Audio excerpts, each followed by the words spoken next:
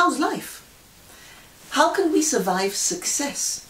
I'm thinking about those people who've had a wonderful novel published and suddenly there's not a second wonderful novel, or people who've had very good marks at school but suddenly they're not incredibly successful at work, or people who have been incredibly beautiful as a child and when they grow up they're kind of plain, people who've run races and won everything and suddenly they've become a bit older so they're not so successful in sport.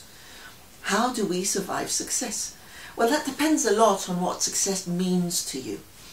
You usually survive success a lot worse if success meant love to you. Now, how does this happen? We've seen it a lot, especially in cinema. In the cinema, those Hollywood stars, those little children who get really messed up when they grow up because success was everything for them and success was an equivalent to love. For instance, Michael Jackson was one of those cases. What happens in the mind of a young person who believes that success is equivalent to love? Well, suddenly when you're about this size, more or less, maybe this size, really tiny little thing, this one has theories, and their theories are really awful, but they're survival theories. So they don't really test them, they just imagine them and act as if that were true. This is what we call basic assumptions, and it can be cultural, but it can also be something that this tiny little you made up one day. So this tiny little you one day decides, if I were taller, if I were more beautiful, if I was successful, if I made money, somebody would love me. My father would love me, my mother would love me, my siblings would love me, I would have success, I would have respect, I would have love, I would be appreciated, I would have a place in the heart of others, and therefore I would feel safe and happy. Now, this is not very true, unfortunately, but this little thing here, all these little ones are incredibly powerful. They're so powerful that they keep on talking to you all your life and convincing you of things. And there they go, and they actually make you act out lots of things that could be completely ridiculous. So look at this one, telling you, get a 10 in maths and everybody will love you. Or have a top of the pops and everybody's going to love you. It's ridiculous. Nobody loves you because of that. People actually love you for free, which is absurd. We don't understand that and it feels so unsafe, doesn't it, when somebody loves you for free. So if you don't love me, then I can't get it because you love me for free. And if you love me for free, how can I keep it because it's for free? Frightening as hell. Really frightening. Yes. So, okay, this guy. This is the one that we have to talk to later in life if we want to make things better. So this one gets all of these guys coordinated to make your life work. This one over here will put in a lot of heart. And this one will put in a lot of imagination. And this one will put in a lot of social connections. And this one will put in a lot of strength. And they'll all put things into it to make your life a success.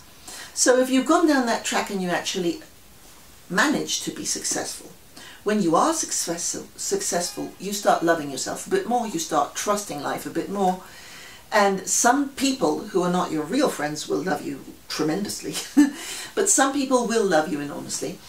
And then you get this impression that keeping success is the most important thing in life, to be loved, which is what humans eat. Humans eat love, that's what we really want. Now, all of this energy is going into success to be loved, success to be loved. Do you realize that you're putting energy into one thing to get another, okay? Now, what would be our best bet? To put energy into be loved and have success as a byproduct, not the other way around, okay? So why do we love people? I'm not telling you that to suddenly drop all your standards and be lax and not do anything properly and not be successful. I'm telling you that if you stop thinking that that's the only source of love, you're going to be frightened all your life. Also, you won't be able to get no satisfaction, as the song says. Because if you're looking for satisfaction through a love that is bought through success and excellence, you'll never be able to be relaxed because you have to keep up that success every single day of your life. You have to keep it up when you're 80 and when you're tired and when you got the flu and when you're happy and when you just don't want to do all of that. So you can never be yourself completely. Love is for free. Love is really impossible to understand. People give you love because they do. Usually based on things like you seem familiar, you are funny, you are kind, you remind them of their aunt. Things like that. They're very inexplicable. Some awful people are very loved. Some wonderful people are sort of loved. You know, you can't really handle that a lot. There are some things you can do, but success is not going to make you safe in your heart. What's going to make you feel safe in your heart is the feeling that you love yourself, that you can love yourself. You can love yourself when you're doing a lousy job. You can love yourself when you're doing a good job.